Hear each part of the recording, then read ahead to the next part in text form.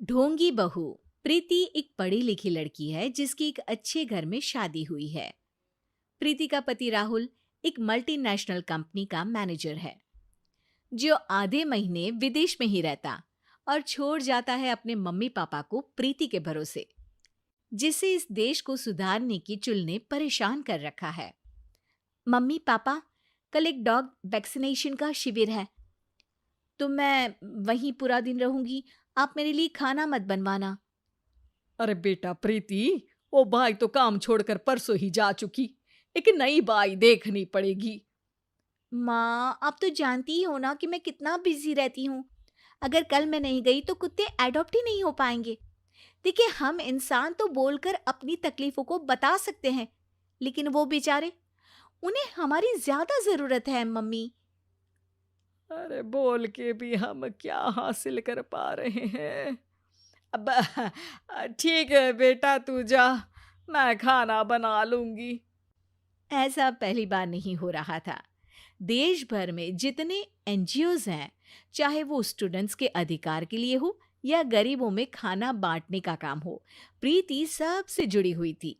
रोज कहीं बाहर ही रहती थी, एक शिविर में नहीं तो दूसरे में, और छोड़ जाती थी अपने सास ससुर को उनके खुद के भरोसे।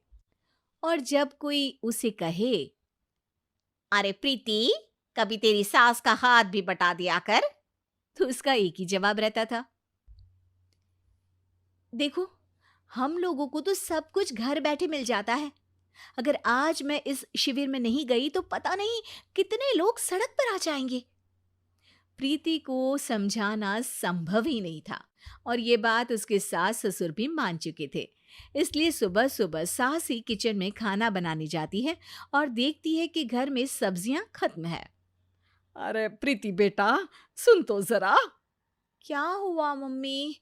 मुझे बहुत लेट हो रहा है और आप तो जानते हो ना कि अगर मैं इस शिविर में नहीं गई तो। हाँ हाँ, कुत्ते अडॉप्ट ही नहीं हो पाएंगे, सब जानती हूँ। अरे पर घर में सब्जियां खत्म हो गई है। अरे जब तू वापस लौटे ना तब लेकर आना, ठीक है बेटा।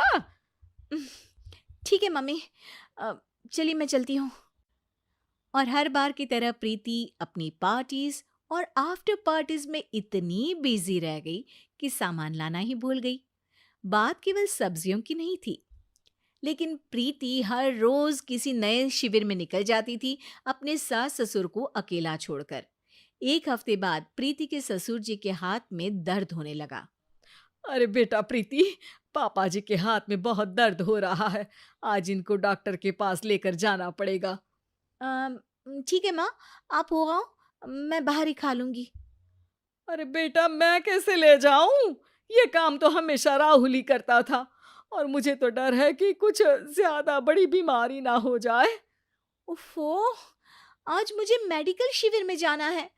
बेचारे बड़े बुजुर्ग जिनके अपने फैमिली वाले उनका ध्यान नहीं रखते, उनका पूरा मेडिकल चेकअप होगा। अगर मैं नहीं गई तो आप तो जानते ही हो, उनका चेकअप नहीं हो पाएगा और।